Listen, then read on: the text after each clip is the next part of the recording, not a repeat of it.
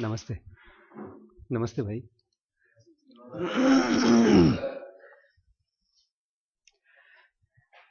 तो जोर से नमस्ते क्यों बोला?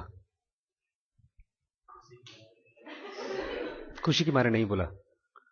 खुशी में जोर से नहीं बोलते। एक तरह का बदला है ये। मतलब इसमें प्यार तो है ही, लेकिन थोड़ा गुस्सा है इसमें कि अगर आप हमसे जबरदस्ती नमस्ते कराएंगे तो हम ऐसे ही रहेंगे। हम आपके कंट्रोल में नहीं है। हमको कोई कंट्रोल नहीं कर सकता। नहीं, ऐसा है कि नहीं? हाँ। नहीं, मैं आपके बारे में नहीं बोल रहा हूं। अगर मैं अपने आप को उस जगह रखूं और क्वेश्चन पूछूं कि यार इतना जोर से मैंने क्यों, मेरी आवाज क्यों निकली? अभी भी मैम आई अंदर आप लोगों से बात करके। तो आज FA1 है आप लोगों का ना? टेस्ट वगैरह है कुछ? आपका नहीं है? प्रैक्टिकल्स के टेस्ट है। तो सीधे अंदर घुसते ही इन्होंने मुझे बोला कि लंच के बाद है। लंच के बाद। मैंने कहा लंच के बाद अगर बच्चे आएंगे तब तो फिर क्लास हो नहीं सकती। तब छोड़ जाने तो हम लोग और कुछ काम करते हैं। तब तो नहीं नहीं, वो इनका एग्जाम्स लंच के बाद है। मेरे को गुस्सा आ गया। मैंने कहा जाओ तुम बाहर खड़े होकर फिर से अंदर आओ और अब ठीक से बताना। तो मैंने फिर से वापस भेजा बाहर। फिर से उन्होंने बोला प्रैक्टिकल्स या टेस्ट लंच के बाद है। तो फिर मैंने अपने मन में सवाल पूछा, यार अगर तुम्हें ये बुलवाना था तो अंदर से उसको उनको बोल देते कि तुम यहीं से बता दो। बाहर वापस भेजा, दोबारा सजा दी तुमने उनको। तो ये सजा क्यों दी? क्योंकि तुमको कहीं ना कहीं गुस्सा आ गया था। आज मैं आप लोगों से एग्जाम्स के बारे में बात करने वाला हूँ थोड़ा सा, क्योंकि आपके एग्जाम्स हैं और मैंने एग्जाम्स के ऊपर बहुत बात नहीं की है। उसके पहले छोटी सी मैंने कहानी बनाई है, खुद ही बनाई है। एक दो कहानियां हैं उसमें। एक तो बागीचा था। कहानी वैसे बहुत अच्छी नहीं है क्योंकि मैंने खुद ही बनाई है। बागीचे में ढेर सारे मालियों ने पौधे होते लगा रखे थे, फूल के और फलों के। तो एक सब रोज के फ्लावर लगा रखे थे। तो उसमें से एक रोज जो था वो लाल की जगह सफेद निकल आया। तो सबको बड़ी खुशी हुई। तो उन्होंने उसको फिर उसके बीज अलग से निकाल करके कुछ कर रहा है क्या? काम कुछ काम कर रहे हैं क्या? अच्छा।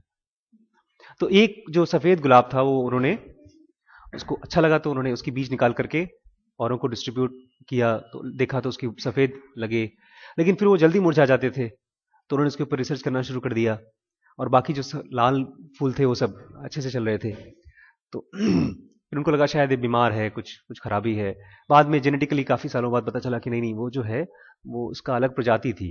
वो इट वॉज एब्रेजन। एब्रेजन मतलब होता है जो नॉर्मल से हटके होता है। एक तो छोटी सी ये कहानी जो मुझे लगा कि मैं इसको बनाऊं एग्जाम से रिलेटेड। एक कहानी ये है कि भाई एक हॉस्पिटल है, वहां पर ढेर सारे मरीज आते हैं। तो नॉर्मली जो सर्दी खांसी बुखार वगैरह हो जाती है तो ठीक हो जाते हैं, दवाई देते हैं। लेकिन एक मरीज ठीक नहीं हो रहा है, बार बार उसका इलाज कर रहे हैं, नहीं ठीक हो रहा है।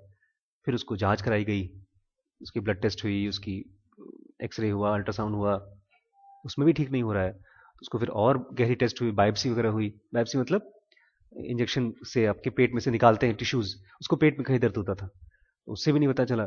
और जांचें की और जांचें की। अगर इन जांचों में, सेकंड वाली कहानी में, अगर इन जांचों में जो बच्चा है या उसके माता पिता अपनी रिपोर्ट्स को ठीक करने के लिए कुछ तरीका लगाएं तो कैसा रहेगा? कि जब रिपोर्ट बन रही है तो किसी के साथ सैंपल बदल लें, उसकी ब्लड सैंपल चली जाए, कैसा रहेगा ये? मर जा। देखिए आपने गोविंदा की पिक्चर थी, उसमें वो ब्लड सैंपल चेंज कर देता है अपना एक, याद है? वो दिखाना चाहता था कोई और हूं मैं। He didn't want to know. वो वो इंश्योरेंस कंपनी में उसने इंश्योरेंस करा रखा था और खुद मरना चाहता था वो। तो उसने नॉर्मल रिपोर्ट निकलवाई अपनी, किसी और की सैंपल भेजकर। मैं लेक्चर नहीं देना चाहता। मैंने अपने आप से क्वेश्चन पूछा, आशीष भाई ये जो एग्जाम है उसका पर्पस क्या है? एग्जाम्स का पर्पस है ये जान पाना खुद के लिए कि हमको कितना आता है।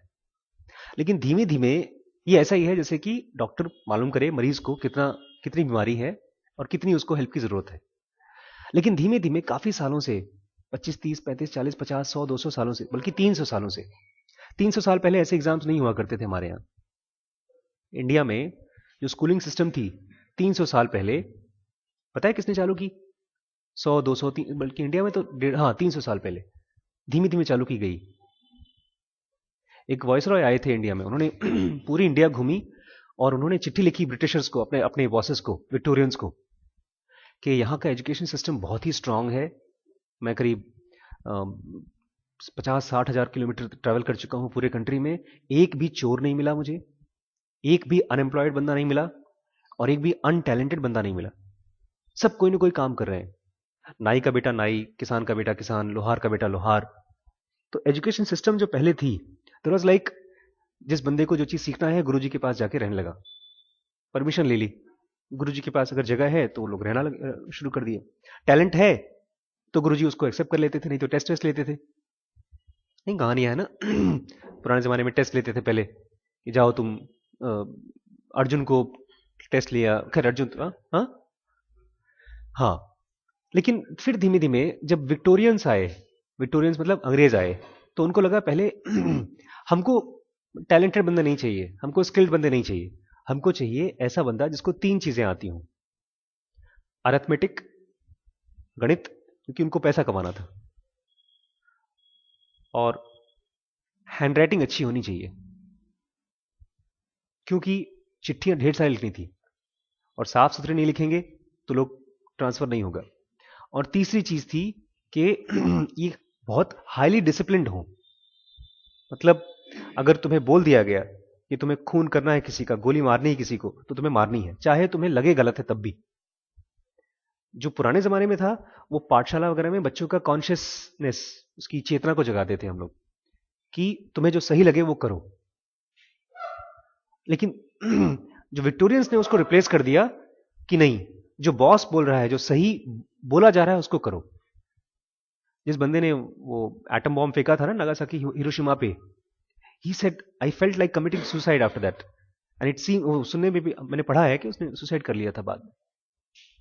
उसको नहीं मारना था 10 लाख लोगों को, लेकिन उसने मारा। क्यों? Because he was trained in to it. Military में ट्रेनिंग होती है ना। एक बार एक बंदा हो गया वहां होटल में, मिलिट्री वाला था, अंडे और टमाटर लेके जा रहा था, और पीछे से किसी ने चिल्ला दिया अटेंशन, और थड़क करके खड़ा हो गया, सारे उसके अंडे नीचे गिर गए, टूट गए। इट्स अ रोबोटिक ट्रेनिंग, और बहुत सालों में की जाती है। एग्जाम्स जो होते हैं, मैंने देखा एग्जाम के दिनों में सारा परिवार टेंशन में हो जाता है। मेरे घर में तो टीवी बंद हो जाती थी एग्जाम के टाइम, कोई टीवी नहीं चलेगा। और बोर्ड के एग्जाम के टाइम, 10th के बोर्ड के एग्जाम के टाइम, मुझे बड़ी गुस्सा आई थी अपने पिताजी के ऊपर। टीवी को चादर में लपेट करके अलमारी के ऊपर रख दिया। लेकिन हम भी आप ही की तरह थे भाई, कभी तो जाते थे वो, चादर खोलने में टाइम कितना लगता है। हम भी चूहे की प्रजाति हैं, खोल के देखते थे चुपके चुपके। मैंने सोचा था ये लेक्चर मैं कभी पेरेंट्स को दूंगा तो उनको बताऊंगा कि भैया जो एग्जाम होता है ना, वो जानने के लिए होता है कि आपके बेटे को या बेटी को कितना आता है। और अब क्या हो गया है कि देख ले देख ले देख ले, आंसर नहीं आता तो देख क्यों नहीं लिया तूने, नंबर चाहिए नंबर चाहिए। ये ऐसे ही है कि ब्लड टेस्ट नॉर्मल आना चाहिए, नॉर्मल आना चाहिए, नॉर्मल नहीं आया तो सरकार से सर्टिफिकेट नहीं मिलेगा और नौकरी नहीं मिलेगी। और नौकरी मिल भी जाती है लोगों को। भाई आपने अगर फर्जी रिपोर्ट निकाल दिया, एक मेरा एक दोस्त है बोलता है 12वीं का मैंने फॉर्म भर दिया है, अब मिल जाएगा, सीधे डालेंगे, बीएड करेंगे, उसके बाद नौकरी मिल जाएगी, उसके बाद मौज मौज ही मौज।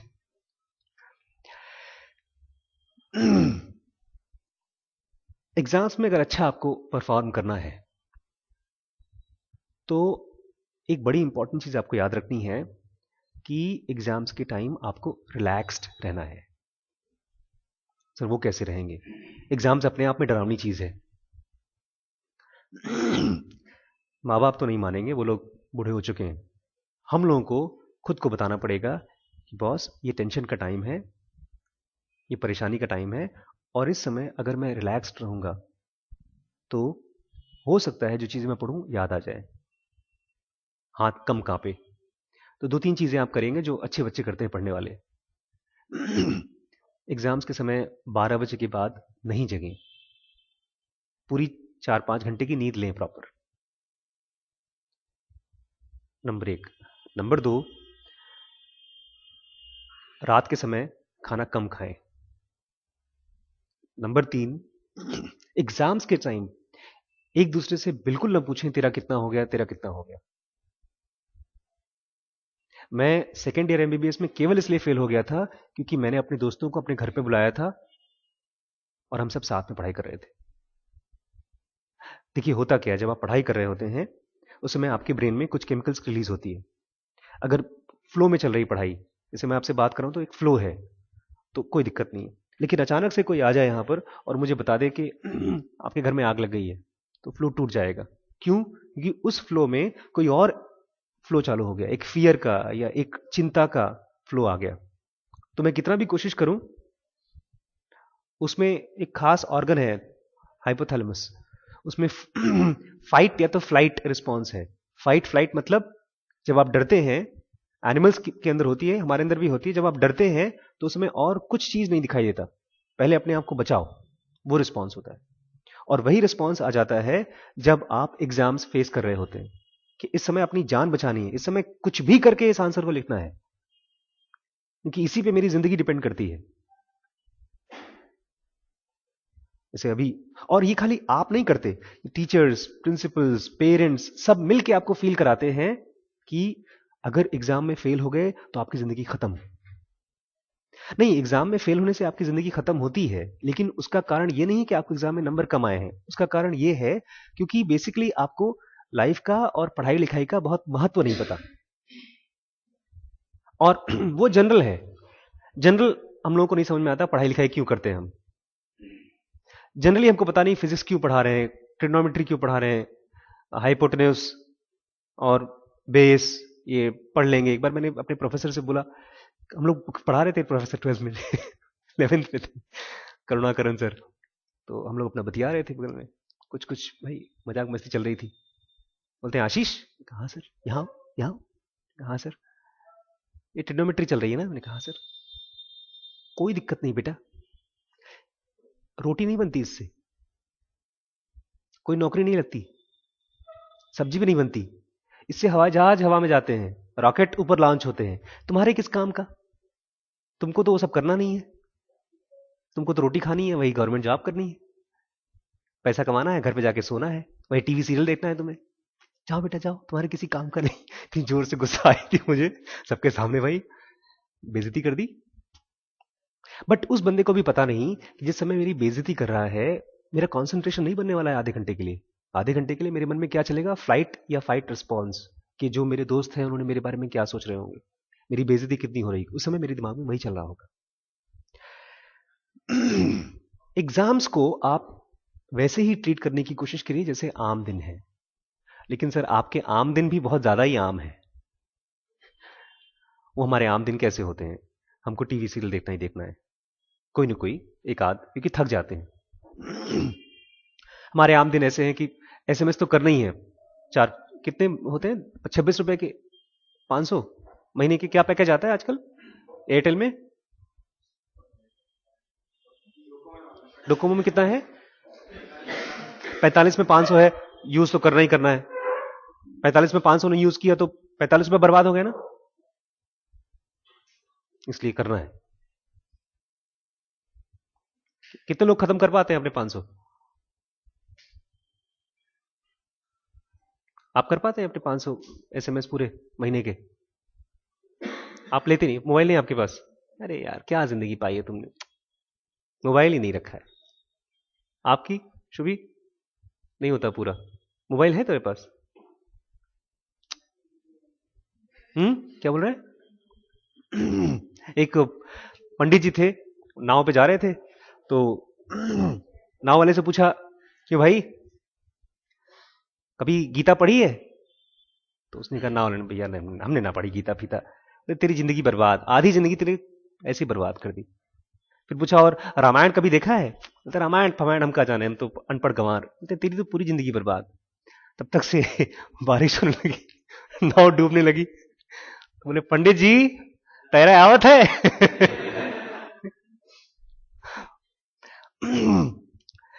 एसएमएस, स्पेशली फ्रेंडशिप, एग्जाम के दिनों में बचे, और वही रवैया आप एग्जाम के बाद के दिनों में भी करें। इसमें एक चीज और थोड़ा सा बता दूं कि हम फ्रेंड्स क्यों पसंद करते हैं इतना। मैंने एमबीबीएस खत्म हुआ जब, उसके बाद से धीमे धीमे फ्रेंड्स मेरे सब उड़ गए हवा में। असल में जब पैसा कमाना शुरू कर देते हैं तब उधार मांगते हैं।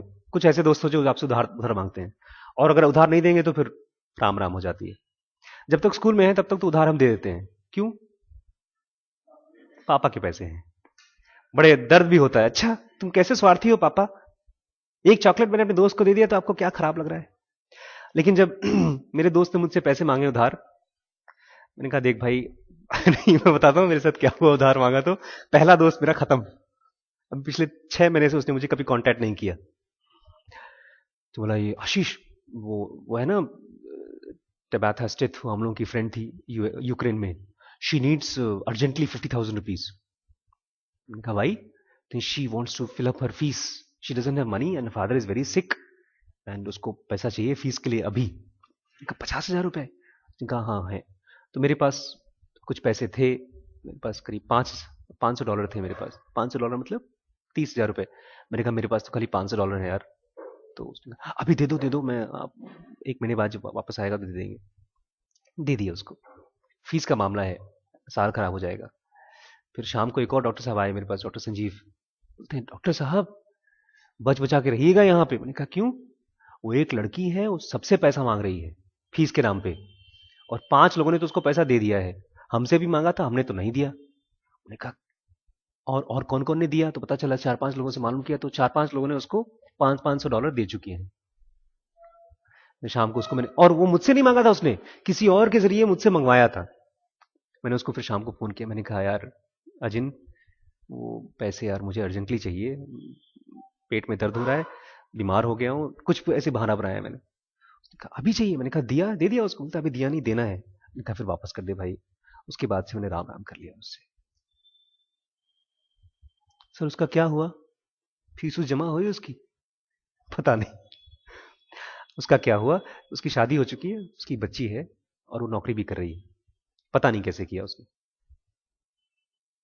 हमारे चंदन में भगवान न करे वो सुन रहा हो भैया, एक बंदा मेरे साथ आया, मेरे पास आया, वो वहीं पर मैनेजर था। तो बोलता सर आपकी सैलरी इस महीने की मैं उठा लूं? मैंने कहा मेरी सैलरी आप क्यों उठाओगे? तो सर एक जरूरी काम है, उसके लिए लोन चाहिए मुझे। मैंने कहा क्या जरूरी काम है? बोलता है वो प्राइवेट है सर, पर्सनल काम है। मैंने कहा भाई मुझे माफ कर दे, मेरे पास पैसे ऐसे नहीं है। 1 महीने पहले उसको जॉब से निकाल रहे थे, 60,000 की सैलरी थी उसकी। उसको फिर डाटा डपटा गया यहाँ से ट्रांसफर करके कहीं और शिफ्ट किया गया, और उसकी 40,000 रुपये सैलरी कम करके 20,000 रुपये रखा गया है। कल मुझे दूसरे मैनेजर ने बताया सर लखीमपुर ने उसने 25 लाख रुपए उधार ले चुके हैं। ना वो दारू पीता है, ना जुआ खेलता है, खाली सिगरेट पीता है। लेकिन ये लोन का कल्चर आता कहां से है? फ्रेंडशिप से। लोन अपने आप में दिक्कत नहीं है, लेकिन फ्रेंडशिप जो है वो एक दूसरे को ऐसा मजबूर कर देती है कि आपको करना चाहिए। कल एक मैडम आई, नहीं 1 हफ्ते पहले, मुझसे बोलती हैं डॉक्टर साहब हम लोग एक प्रोग्राम कर रहे हैं, आपको तो आना ही आना है। क्यों? मैंने कहा प्यार से पूछा, मैडम ऐसा है ना मेरे बच्चे कुछ ट्यूशन पढ़ने के लिए आएंगे, उनको पढ़ा। ट्यूशन? नहीं सर वो तो आध्यात्मिक प्रोग्राम है, स्पिरिचुअल प्रोग्राम है। मैंने कहा स्पिरिट क्या होती है? तो बताया उन्होंने, फिर मैंने अपना डिफिनेशन बताया। फिर आगे बात करते करते तो बोलती है आप ना एडवांस प्रोग्राम अटेंड करिएगा, ये वाला मत करिए, क्योंकि उनके सवालों के जवाब मैंने वाइवा पास हो गया मैं। और वहीं पर मेरी वाइफ से बोलती है आपको तो आना ही है। आना ही क्यों है? क्योंकि दोस्ती हो गई है। दोस्ती में आपको नहीं, ऐसा नहीं कर सकते आप। तो अगर दोस्ती में आपका एसएमएस आया है तो जवाब तो देना है। अरे अच्छा तो ऐसा हो गया। एग्जाम्स के टाइम पर तो आप अपने दोस्तों से बचें। मेरे भैया हैं, ड्राइवर हैं, अब वो धीमे धीमे सुधर गया है। एक दिन वो आया, जैसे ज्वाइन किया था उसने, अगले दिन बोलता है भैया एक बहुत परेशान लड़का है, उसको आपसे काउंसलिंग चाहिए। ले आया, और वो पतला सा सुकड़ा सा हवा में देख रहा है ऐसे ऐसे। क्या नाम है? पागल टाइप का था वो। कहा नाम क्या है बेटा? मुझे छोड़ दिया उसने। लड़की का चक्कर था। नीचे बैठ गया जमीन पे। मैंने कहा ऊपर बैठ जाओ, शरीफों की तरह बात करो, बात करना है तो शरीफों की तरह बात करो, तो भगा देंगे यहां से। बैठ गया आराम से। हम उसके बिना नहीं जी सकते भैया। नाम क्या है? नाम मत पूछिए। बाप बगल में बैठा था ना। नाम मत पूछिए। उसको मैंने किसी तरह से काउंसिल, यहां दर्द होता है मुझे, सीने में दर्द होता है उसके बारे में जब भी याद करता हूं। मैंने कहा ऐसा, वो आया था, ड्राइवर ले आया था, मतलब मेरा अपना आदमी लेकर आया था उसको। तो मैंने उसको लिटाया, उसका अल्ट्रासाउंड किया, उसके लिए 3 दवाई लिखी मैंने कहा ले जाओ। और उसके बाद राम जी के ऊपर घूर करके कहा मैंने, दोबारा किसी को ले आओगे ना तो मुझसे बिना पूछे लाओगे तो फिर मैं तुमको भी नहीं रखूंगा अपने पास। मेरे पास टाइम नहीं है कि मैं यहां पर लव गुरु बैठा बना हूं, उसका मैं प्यार करा दूंगा। नहीं भैया, उसको आपकी जरूरत है। क्या जरूरत है बताओ, क्या कर लूंगा मैं उसका? ना मैं उसकी शादी करा सकता हूं, ना बाप को समझा सकता हूं, ना मैं उसको भगवा सकता हूं।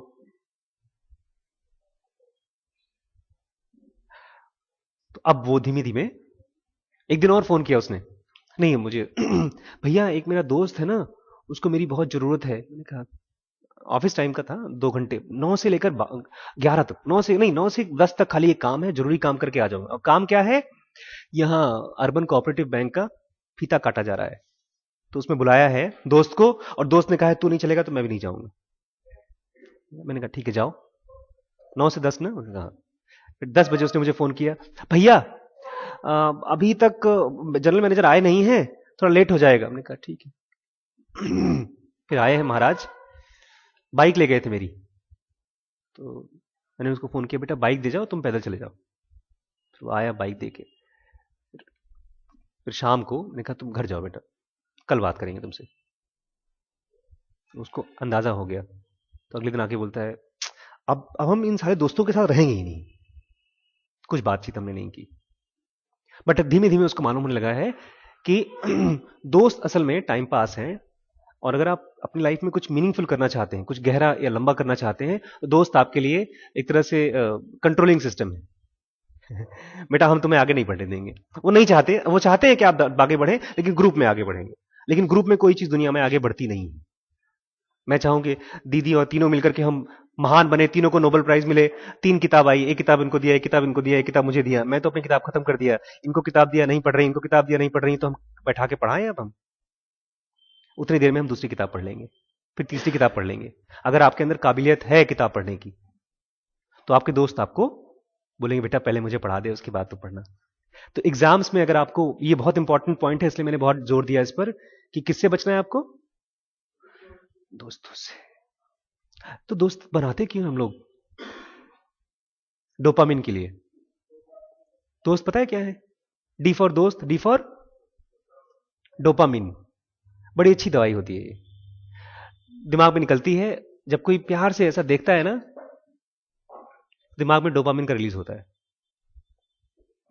उस दिन एक बच्चा आया था 5th का, तो उसको पापा डांट रहे थे, तुझे डिवीजन नहीं आता, ये नहीं आता। तो मैंने उसको बहुत प्यार से बात की।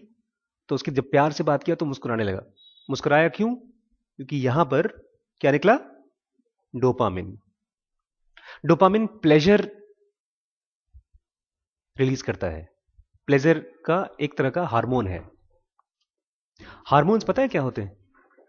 Hormones, hormones serotonin, oestrogen, progesterone, cortisol. Biology है आप लोगों को?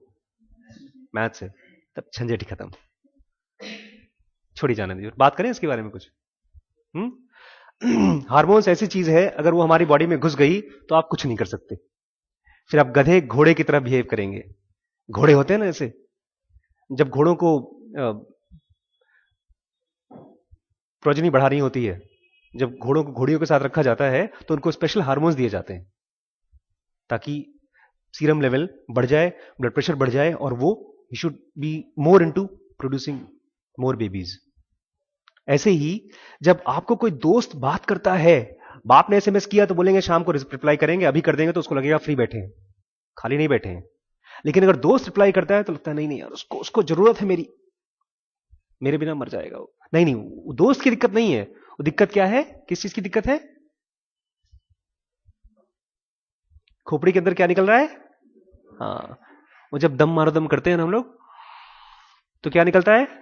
डोपामिन टाइप की कुछ निकलती है चीज।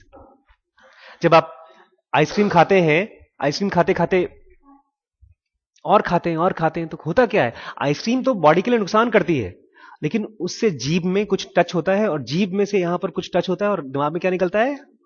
डोपामिन। हमको भी डोपामिन ने मारा, तुमको भी डोपामिन ने मारा। गाना सुना है? हमको भी गम ने मारा, तुमको भी गम ने मारा, इस गम को मार डालो।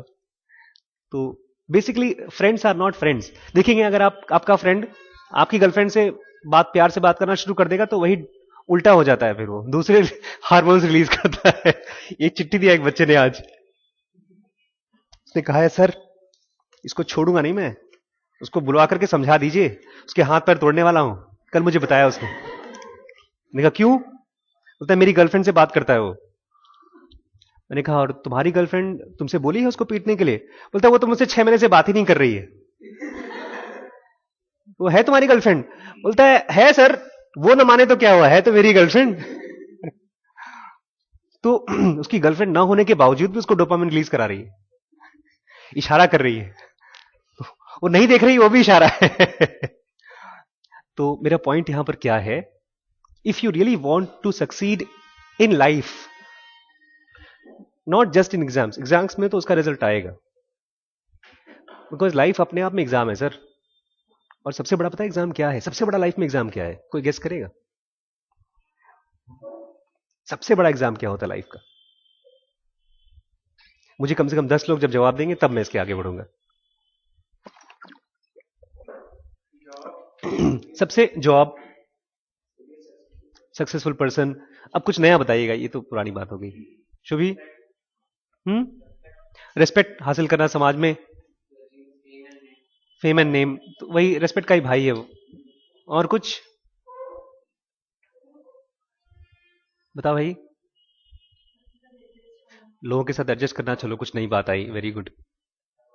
पैसा कमाना। आपके लिए अभी समय सबसे बड़ी प्रॉब्लम क्या है? गुड मार्क्स, मार्क्स इकट्ठे करना। कुछ नया नहीं आ रहा है दिमाग में? नहीं आ रहा होगा, बताऊं क्यों? डोपामिन की वजह से। क्योंकि जो 8 घंटे आपके यहां होते हैं, स्पेंड करते हैं, उसमें आपको पता भी नहीं चलता, बट बिना जाने बुझे आपका टाइम 8 घंटे में मजा आता है फिर भी। इसलिए फोन करते हैं, आज तू जा रहा है? नहीं जा रहा है, इसका मतलब आज पढ़ाई वढ़ाई नहीं होगी। आपको दीदी कुछ गेस, सबसे बड़ी मुश्किल चीज क्या है लाइफ में? सबसे बड़ा टेस्ट? कुछ भी, जो भी आए दिमाग में, जो भी दिमाग में आए। अमृता? आगे प्रोग्रेस करना, ठीक है, वही जो भैया लोग बोल रहे हैं। आपके हिसाब से दीदी? मैं अपनी बताता हूं। क्योंकि मेरे हिसाब से ये चीज बाकी चीजों में मुझे हेल्प करती है, या तो मुझे पीछे रोक देती है, और वो है अपने इमोशनल रिस्पॉन्सेस को कंट्रोल कैसे करूं। मतलब जब जॉब करनी है, मुझे एक अच्छी जॉब करनी है, या पढ़ाई करनी है, या फैमिली में एडजस्ट होना है, या नेम फेम पाना है, तो उसमें नुकसान क्या होता है? क्यों नहीं कर पाते हम? क्योंकि जिस समय पढ़ाई कर रहे हैं उसमें कंसंट्रेशन नहीं बनता, उस समय बोर्डम आती है, बोर होते हैं, और बोर होते ही हमको मन करता है टीवी देख लें। या मैं जॉब कर रहा हूं और बहुत अच्छे से जॉब कर रहा हूं, और मेरे बॉस ने मुझे बोला तुम किसी लायक नहीं हो, तुम्हें एक छोटा सा काम नहीं हो रहा है, तो उस समय जब गुस्सा आता है, उसको कंट्रोल करना बहुत मुश्किल काम है। या फादर ने नीचे पूछा कुछ, सबको लाइन लगा दी, फेल हो गए सब, और डांट रहे, चिल्ला रहे, चीख रहे हैं, तो उस समय ऑटोमेटिक इमोशनल रिस्पॉन्सेज आते हैं, वो कंट्रोल नहीं होते। या घर पे मां बाप डांट रहे हैं, तो उस समय ढेर सारे सर्ज आते हैं जो कि कंट्रोल नहीं होते। अगर इनको कंट्रोल करना शुरू कर दिया हमने धीमे धीमे, तो राजू कहते हैं, Raju is one of the millionaire जिनको मैं मिला हूं, इसे सबसे बड़ी प्रॉब्लम इसलिए बिजनेस में इसलिए आती है आगे बढ़ने में, क्योंकि हम लोग अपने कंट्रोल में नहीं होते, हम सब अपने इमोशंस के कंट्रोल में होते हैं। गुस्सा आ गया तो जॉब को गाली दे दी, जॉब को, बॉस को गाली दे दी। कल एक छोटा सा एग्जांपल बताता हूं, हमारे यहां चंदन में एक बंदे को निकाल दिया जॉब से, तो उसको चोरी वोरी की थी उसने, अपने हिसाब से बहुत छोटी चोरी की थी, लेकिन चंदन के हिसाब से बहुत बड़ी चोरी की थी। उसने क्या किया था, ब्लड टेस्ट की रिपोर्ट ब्लड सैंपल लेने से पहले ही दे दिया था। मतलब सैंपल जाएगा, फिर वहां से एंट्री होके आएगी, उसने नाम वाम पूछ लिया, ब्लड ग्लूकोज देना है, बना करके ऐसे हाथ से दे दिया, टेस्ट किया भी नहीं। उसके हिसाब से 50 रुपए का टेस्ट है, लेकिन चंदन के हिसाब से तो भाई उस मरीज की जान चली जाएगी। तो अब वो आया था और पता है, बोलता है, अरे डॉक्टर साहब बहुत कमा रहे हैं अब हम, जॉब आपकी जरूरत नहीं है। His eyes were red, mouth were puffy, and he was talking almost 80% more than what he used to talk normally. क्यों? Because he was drunk. और ड्रिंक क्यों करते हैं? क्योंकि गुस्सा आता है, उसको कंट्रोल नहीं कर पाते, दुख होता है, उसको कंट्रोल नहीं कर पाते, तो दारू पी के भूल जाती है। दोस्त भी कहीं ना कहीं दारू का ही काम करते हैं। कहीं डांट पड़ी है, उसका असर कम करने के लिए दोस्त, अरे चिंता मत कर यार, ये फादर तो कुछ नहीं आता है इसको, टीचर को तो कुछ आता ही नहीं है, तू ही बहुत समझदार है, फेल हो गया तो कोई बात ही नहीं है। तो कंट्रोलिंग योर इमोशंस, और ये कंट्रोल कैसे होता है? By controlling things which can control. SMS और वॉचिंग टीवी और योर फूड, जब आप खाना खा रहे हैं और 4 रोटी खा रहे हैं, तो ये चीज आसान है। 4 में से 3.5 रोटी खाइए आप, आधी रोटी छोड़ दीजिए आप। या जब आप पढ़ाई कर रहे हैं तो फटाफट फटाफट मत करिए। एक बच्चे ने कल, मैंने होमवर्क दिया था, तो शुरू तो किया बड़े अच्छे से, लेकिन अंत करते करते पता नहीं कैसी हैंडराइटिंग बना दी उसने। अब मैं आपको दिखा दूं, 11th और 12th के जो होमवर्क होते हैं उनकी क्वालिटी और जो 7th के होमवर्क की क्वालिटी है, जमीन आसमान का फर्क है। एक तो ये कि 11th 12th के बच्चों को लगता है होमवर्क दिया है तो जब 10 बार मांगेंगे तब देंगे, और 7th के बच्चे एक बार में ही दे देते हैं। तो आपके कंट्रोल में है, बेसिकली आप नहीं दे सकते हैं। तो जो हमने बताया आज, उसका थोड़ा सा होमवर्क देंगे। और कोशिश करिए अपने इमोशनल रिस्पॉन्सेस को कंट्रोल करने के लिए, you have to start writing them. अगर सर ने कुछ बोला, गुस्सा आ रहा है, तो start writing them and mailing it.